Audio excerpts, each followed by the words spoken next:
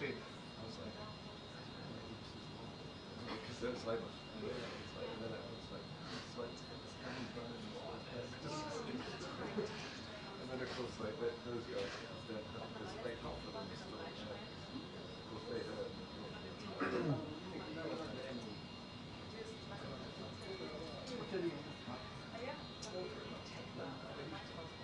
on for a long time. It was a good performance.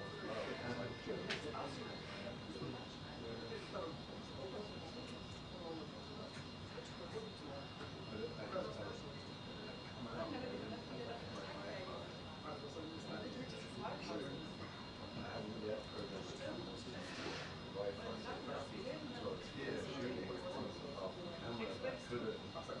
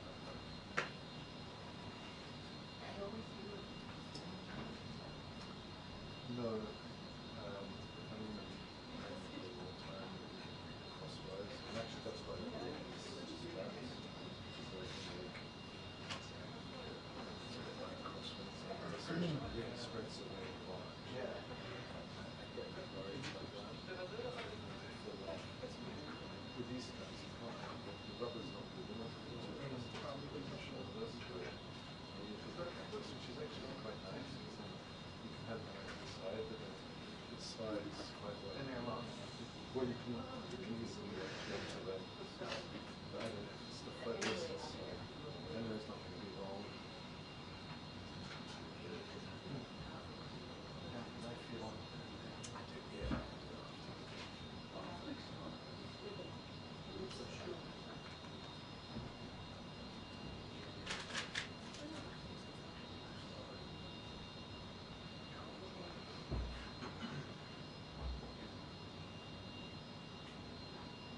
Those are you've got to go some.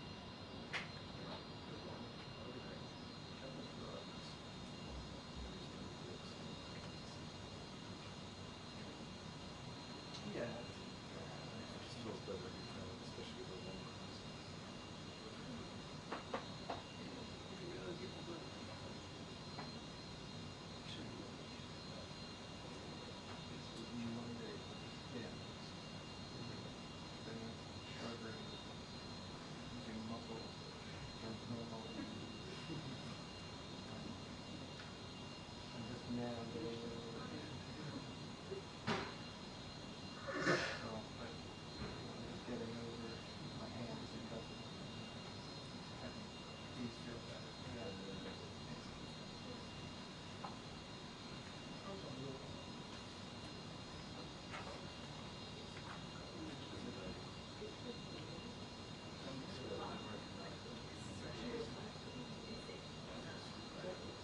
Oh yeah, no, I was just like, what? I didn't even know. Yeah.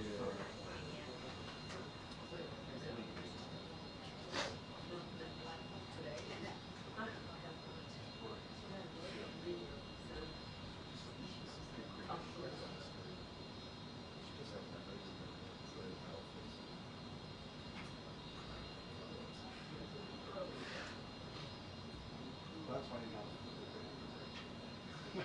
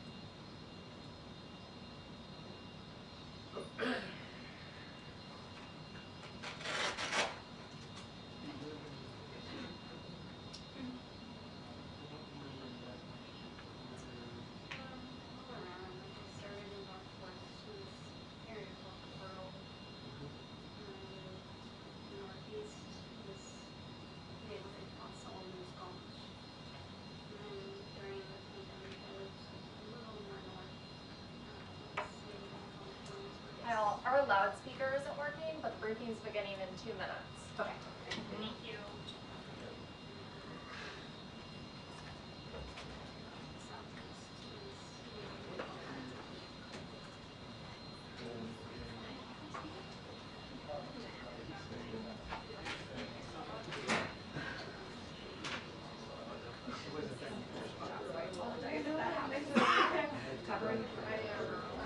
That's what I think it's for.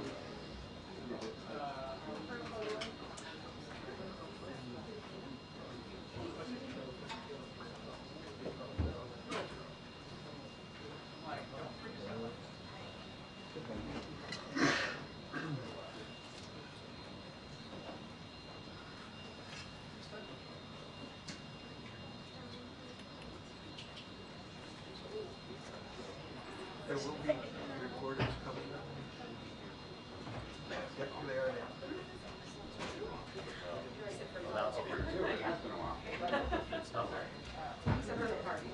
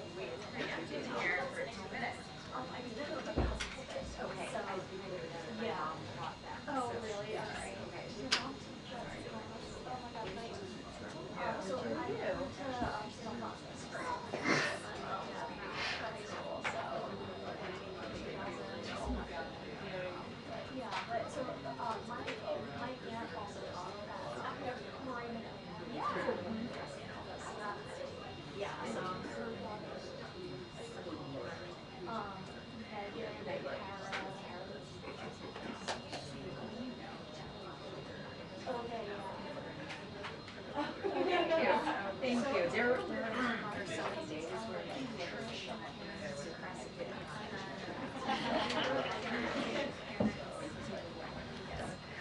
Good afternoon, everyone. A few things at the top.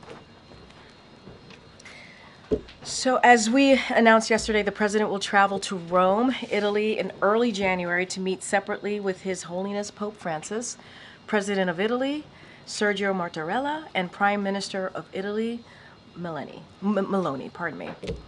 Giorgia Meloni.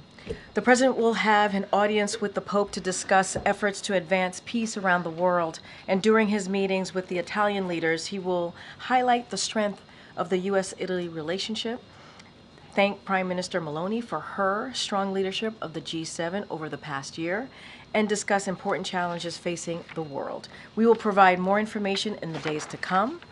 And next, earlier this week, as you all saw, the U.S. International Development Finance Corporation announced a $1 billion financial initiative to support conservation of the Ecuadorian Amazon.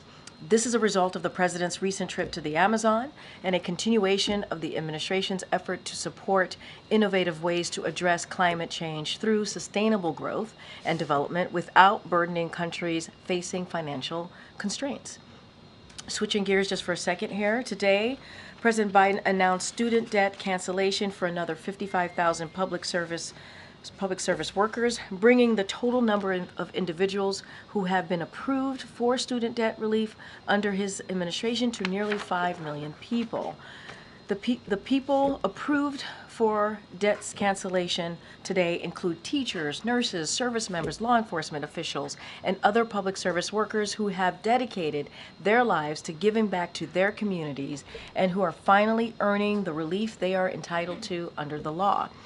Under the Biden-Harris administration, more than 1 million public service workers have received student debt relief, more than all other administrations combined since the Public Service Loan Forgiveness Program was first established by Congress in 2007. And finally, yesterday, U.S. Customs and Border Protection published their November 2024 data, which shows that since President Biden's announced new executive actions to secure the border on June 4th, unlawful border crossing have dropped by more than 60%. That's the lowest levels in 4.5 years. The Biden-Harris administration has implemented an effective and balanced approach to secure our border and make our immigration system more fair and just. With that, Colleen, what you got? Thanks, Corinne. So I wondered if the president has spoken to any lawmakers personally about the potential for a shutdown. So let me first say this, and I know you've seen our statements coming from here this week about this particular issue, and we'll just continue to reiterate that Republicans blew up this deal. They did, and they need to fix this, period. They have to.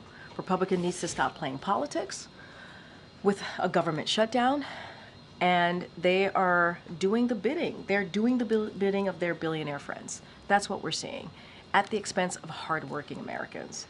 And just to quote you something that we saw today, and I'm sure you all saw from the Punch Bowl News, which is, and I quote, "This has been an absolute disastrous week for the Speaker, the President-elect Donald Trump, and Republicans on Capitol Hill. This is a mess that they created, and they need to fix this." On your question, the President, I can confirm just moments ago, the President was able to connect with Leader Schumer and Leader Jeffries, and also just to add that the president does indeed get regular updates. He has been getting regular updates from his team. His team has been in touch with members, congressional members from both sides of the aisle, and certainly he will continue to stay updated. Has there been any communication between the president or the administration and the incoming administration on this? I think I think we have to be really clear here, and that is, this is a mess that Speaker Johnson created. It is his mess to fix. There was a deal on the table. They were a bipartisan deal. A bipartisan deal.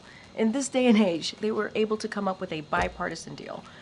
And, you know, that agreement, the Speaker Johnson needs to stick to. He needs to hold his commitment to that agreement. And so they have to fix this. This is their mess that they created, and they need to fix it. And let's not forget, we're not just when we talk about keeping the government open, we're talking about providing funds for disaster recovery efforts, lower costs of prescription drugs. That's what we're talking about. And the impact of this would hurt our veterans and would hurt vulnerable Americans across the country. That's what we're talking about. And Republicans need to do their job, and they need to uphold their side of the deal here. Thanks, Karine. Why hasn't President Biden said anything in the public about this? Don't the American people deserve to know why millions of federal workers could enter this holiday period without a paycheck? Well, Americans need to know that Republicans are getting in the way here, and they are the ones who have created this mess. That's the reality. That's the fact. And the president, and let me just take a step back. This is not the first time we've been here, and the president has had this approach before. He understands how Congress works. He's been around for some time. He understands what strategy works here to get this done. So this is not the first time that I'm being asked this question about the president and his outreach. I just mentioned he made 2 calls. He was in touch with the leader, the Democratic leaders on both the House and the Senate, Schumer and Jeffries. And his team is continuing to have that conversation. But this is the mess that was created by Speaker Johnson. He needs to fix this. That's what the American people need to be very clear about. Very clear. There was a bipartisan agreement, and he's not holding up his side of the bargain here. Right. We hear that message from you, but why aren't we hearing that directly from the president? Why haven't we seen or heard from President Biden himself? This is a strategy that we have done many times before, not the first time. And this is for Republicans in Congress, in the House specifically, to fix. They created this mess. There was a bipartisan agreement. There was a bipartisan agreement. Come in front of cameras There and speak was a directly to the American bipartisan people. agreement. There was a bipartisan agreement. And so what we want to do and what the president wants to make sure we do is he stands to ready to help get a bipartisan deal through. That's what he wants to see. And, this is something that Republicans should own here. What they tried to jam at the 11th hour doesn't reflect and what that bipartisan deal that they came up with, obviously with Democrats.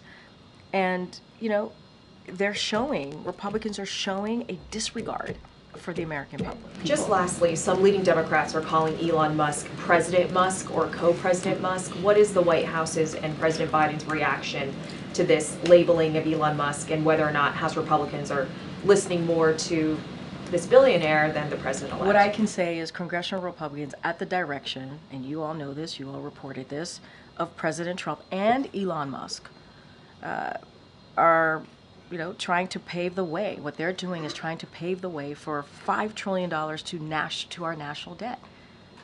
That's what this decision does. You're talking about with cuts for billionaires, slashing Social Security, slashing Medicare, slashing Head Start. Congressional Republicans did what they did because of what the president-elect said and what Elon Musk said. That's the reality. You guys all reported this. That's why we are where we are today. So this is for Speaker Johnson to fix. This is the mess that he created. He needs to fix this. Again, a bipartisan agreement. There is a bipartisan agreement.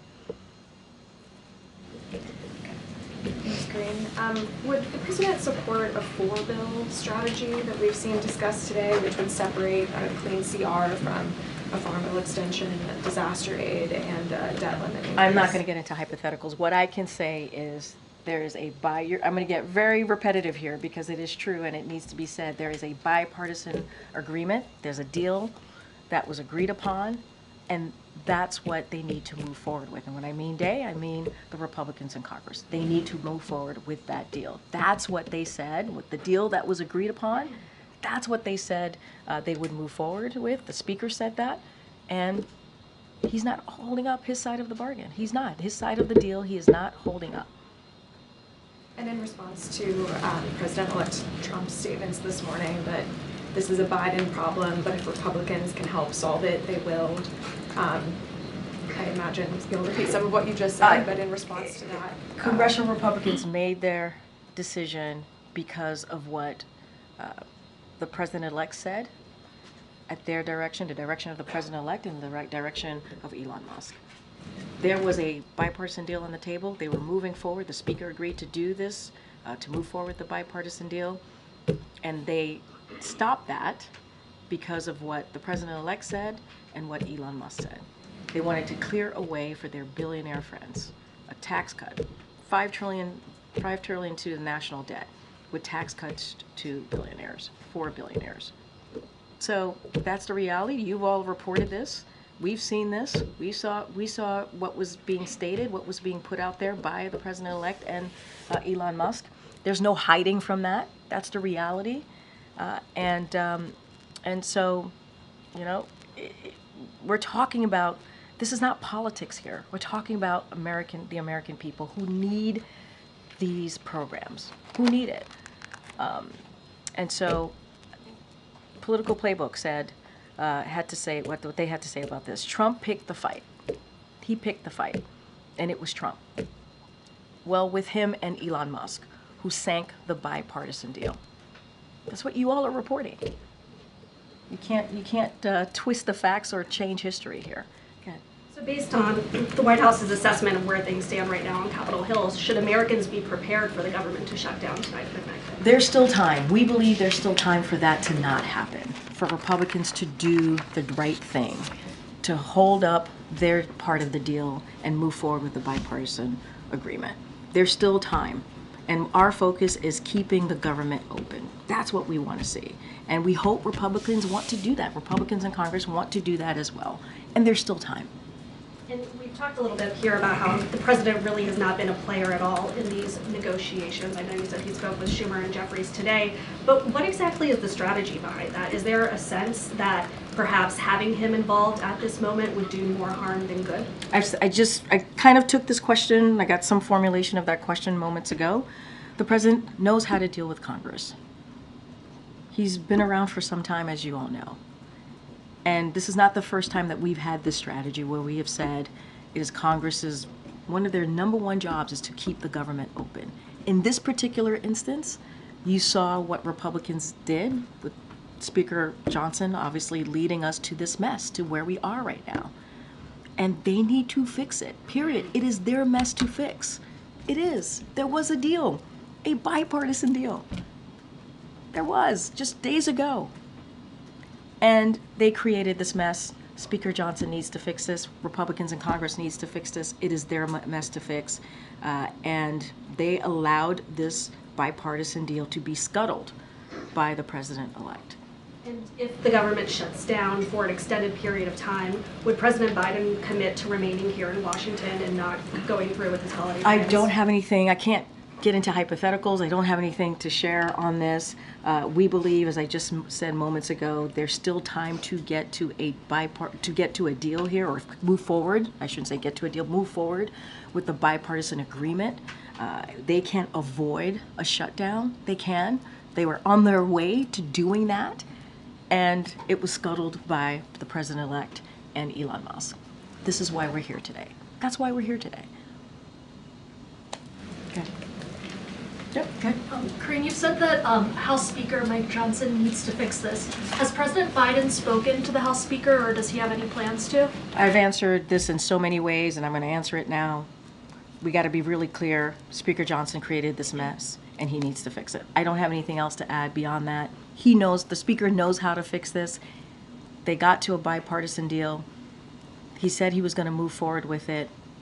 They stopped it because of the direction that they were given by the president-elect and Elon Musk. And right now we need to focus, and we need to continue to focus on the American people. We're talking about shutting down the government that will impact veterans programs, services that Americans truly need. They know how to fix this. Republicans actually know how to fix this. That's why they were able to get a bipartisan agreement on the table. They know in order to move forward with this, you need a bipartisan agreement. And there was one, and they did not move forward with it because of what they were told by President-elect Trump and also Elon Musk. Okay. Hi, Corinne.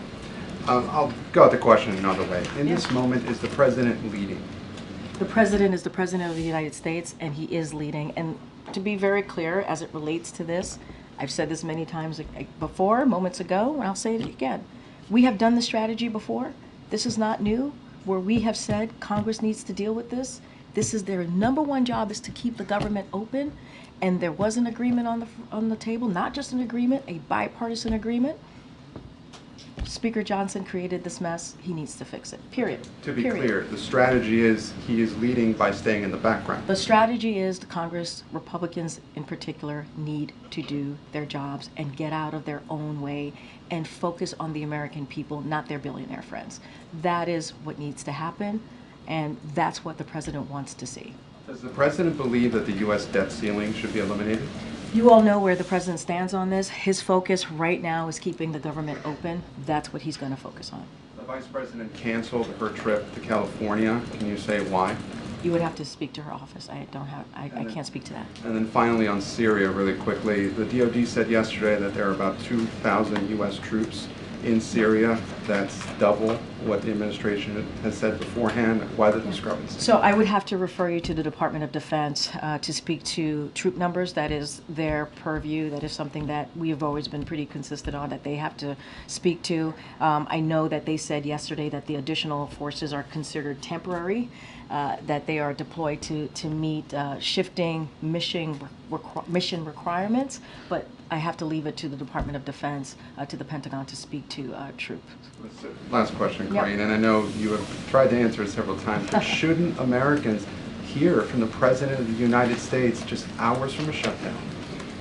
What Americans need to know is that you have Republicans in Congress, in the House, who got in a way, who stopped a bipartisan agreement. They got in the way. They created this mess. And I said this earlier when I said, and you all know this, or you report this, it is not easy to get to a bipartisan agreement here in this town. And there was one. Both sides sat down, they came to an agreement, which is a good thing for the American people. We thought we were moving in that direction, and Republicans decided to instead listen and give space to their billionaire friends and not put the American people first. That's what is happening. That's what we're seeing.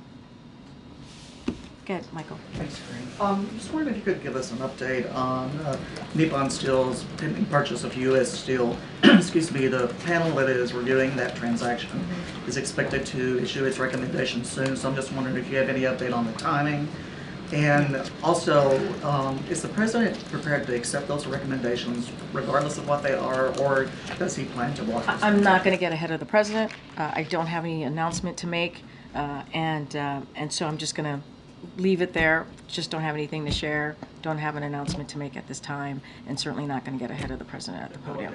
Even the timing? I don't, CFIUS, that's a CFIUS review. They are independent. We leave it to them to make that decision on the timing. I just don't have anything to share on this. Good, Karen. Could you talk a little bit more about the president's trip next month to Italy? In your statement last night, you said that he had accepted the invitation of the Pope to visit next month. How did that come about? Did that just happen on the phone call yesterday? Did the president express interest to the Vatican that he wanted to make this trip?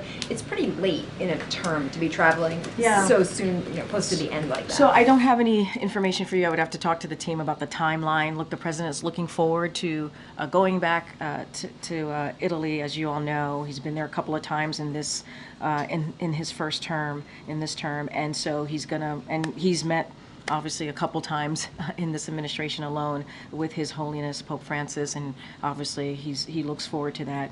As you know, he is a proud Catholic, and so that is something that he certainly was looking forward to that, and having a conversation about peace around the world. We know that is an issue that His Holiness cares about. I don't have specifics or behind the scenes private conversations on how this landed and the timing of this. What we can share is that it's happening. The president looks forward to it.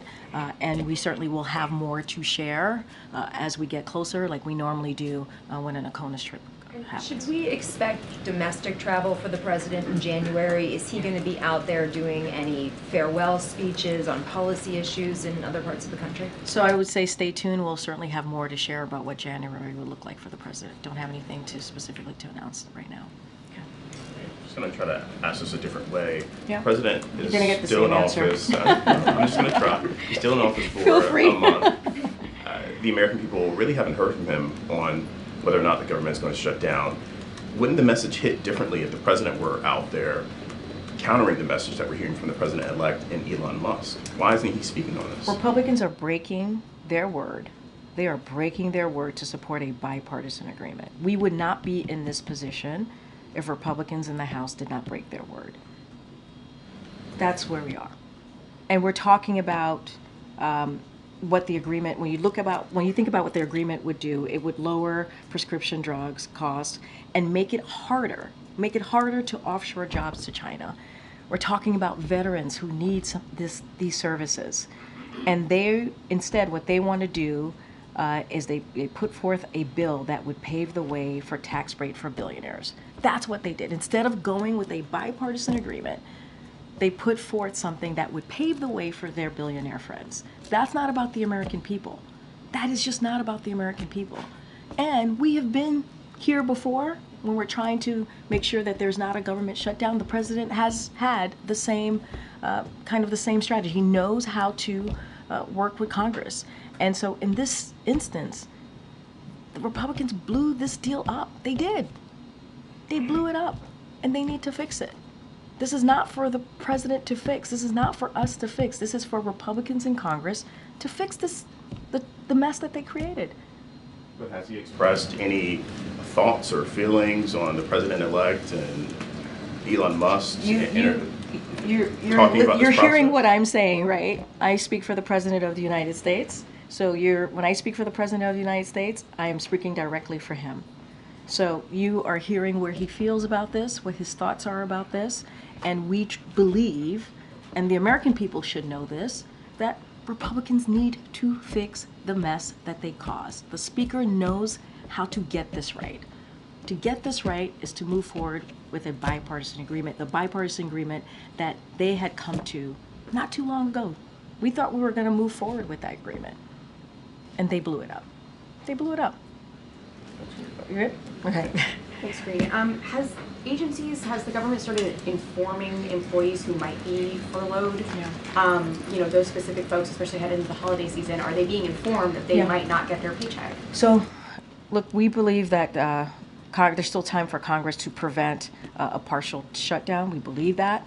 But in the interest of prudent planning, we want to be prudent here. Agencies did start notifying their employees of their potential furlough today at noon. And so on that specific, as it relates to furloughs, I would certainly refer you to OMB on those specifics. And given the high stakes of this shutdown, again, during the holiday season, affecting people like veterans, police officers, et cetera, will the president speak to the American people if there is a shutdown so that they can hear from him directly? I am not going to get into hypotheticals because we believe, as I just, at the beginning of answering your last questions, that there's still time to prevent a partial shutdown. We believe that Congress, Republicans in Congress, could get to a place where they prevent this. When is the next time that people will hear from the president?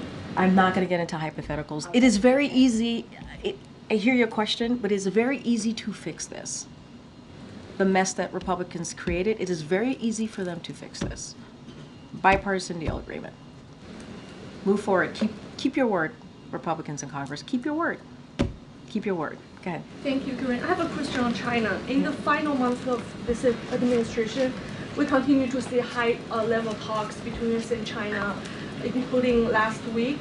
Is President Biden making his final effort to strengthen U.S.-China relationship ahead of Trump administration? And are you concerned those mechanisms you've established with China might be abandoned next year? Thank you. So, and I'm just going to repeat what the president has said, what the National Security Advisor, Jake Sullivan, have said from this podium about the relationship, the U.S. relationship with China. And what the president remains doing is, and is incredibly focused on, is managing the most consequential relationship. You've heard both of them say that. It is the most consequential relationship. And it is because of the work of this administration that we are handing off the U.S.-China relationship in a stronger competitive position. Remember, in the beginning of this administration, we would talk about how it is about competition.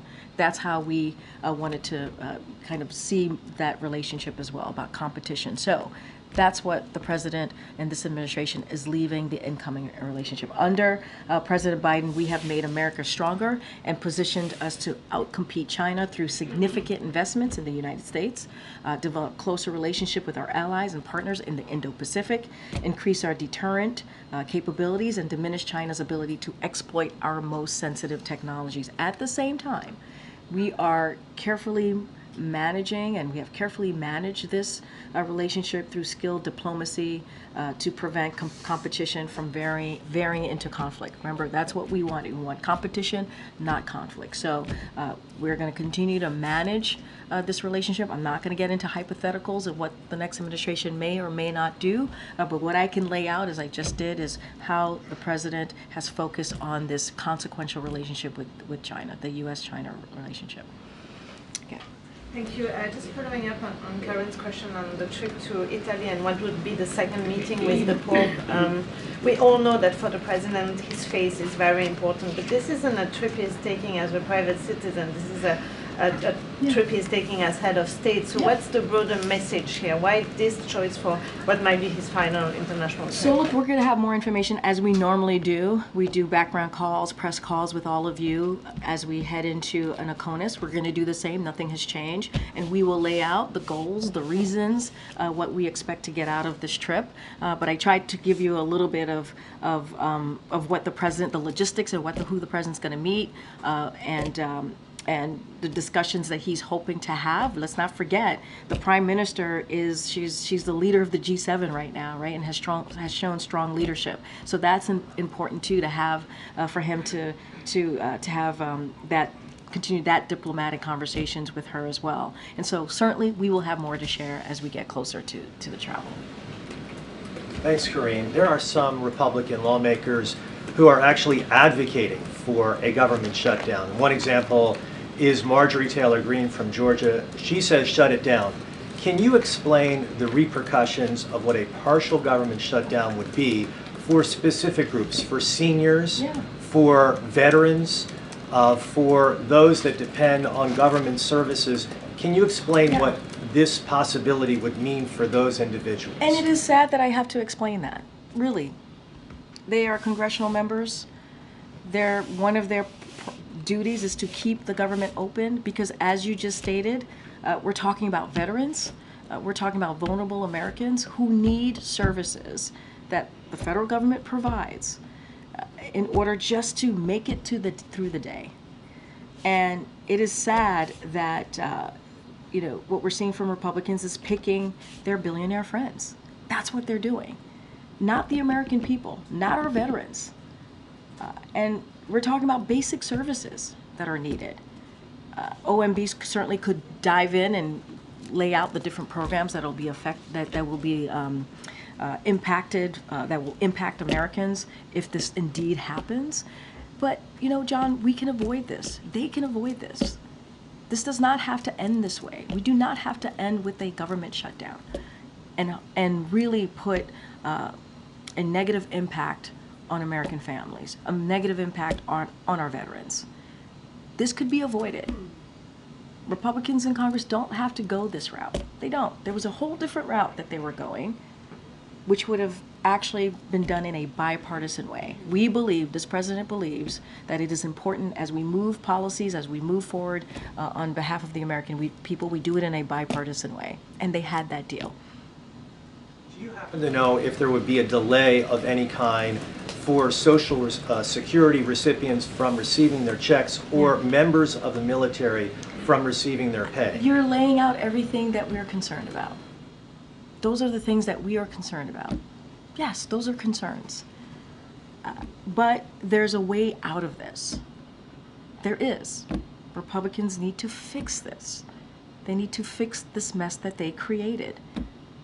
It's very easy to do. You do an excellent job advocating on behalf of the president, but do you think the president would do a better job if he was out there making those same ideas present to the public in terms of what a shutdown would mean for all of those vulnerable Americans? What I will say is Republicans need to do their job. I would not be fielding these questions from you all if Republicans didn't lead us here. They did. They They created this mess. The only reason we're having this back and forth is because the Republicans created this mess in Congress, in the House specifically. They created this mess, and they can fix it. They were on their way to fixing this with this bipartisan agreement. So I think the onus is on them to get this right. Okay. Does the administration have any updates on the whereabouts of Austin Tice compared to last week? Yeah, don't have any updates to share. Obviously, it is a priority for this president to get Austin home. That is something that certainly we want to see.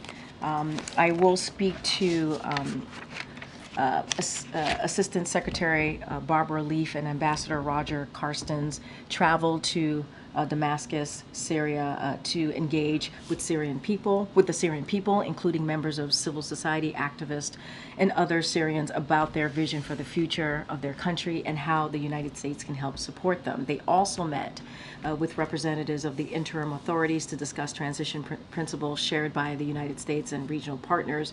In their meetings, to your question, they stressed the immense importance of finding missing U.S. citizens, including Austin Tice, and bringing them home. So that continues to be a priority. Any specifics about that meeting, I would refer you to the State Department. I know at 12:30, the two State Department officials held a on the record press conference. So I would refer you to that press conference that they had.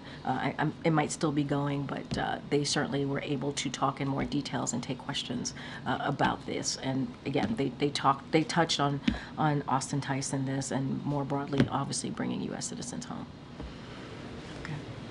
Does the president have, say, 3 top priorities for things he still wants to accomplish in the next 31 days he's in office? Well, one of the things that I can say is keeping the government open, right? We want to make sure that that happens. Congress had a bipartisan agreement. They should move forward. Republicans should not get in the way, should choose the American people first, not Republican or their billionaire friends. And so that is something that we have said many times from here, that was a priority for this president.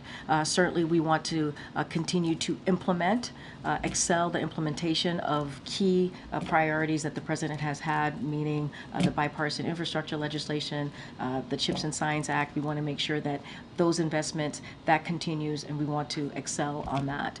And we've talked about continuing to lower costs as it relates to prescription drugs, but lowering costs more broadly, certainly for the American people. And so that's our focus. That's what we've been doing, and we're going to continue certainly to do that. And we can expect more announcements on at least some of those fronts in the next few weeks. I would say stay tuned.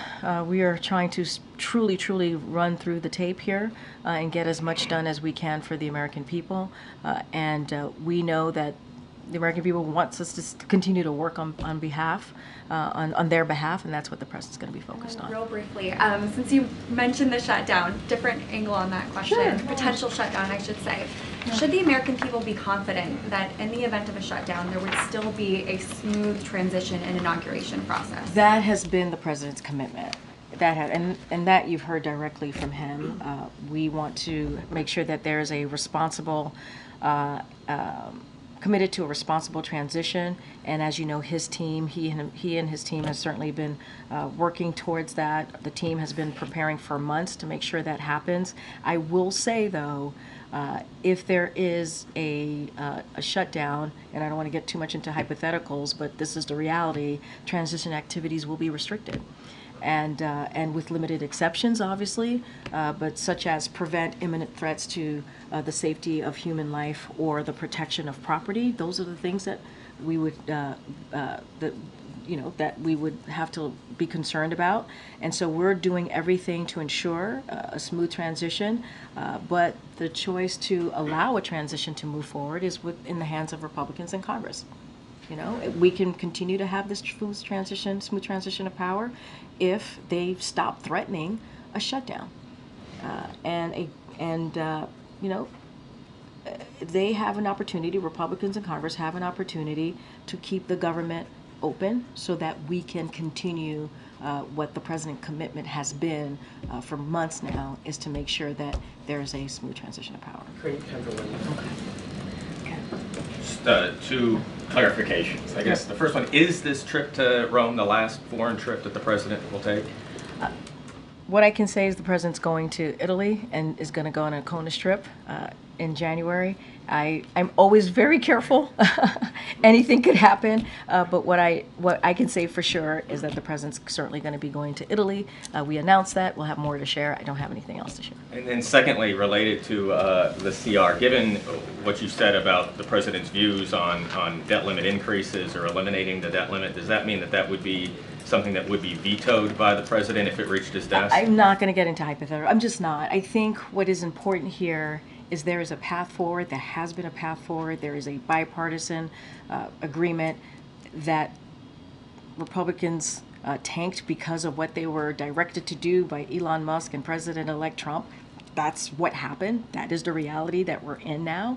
And this is not the direction that we thought we were going just a couple of days ago.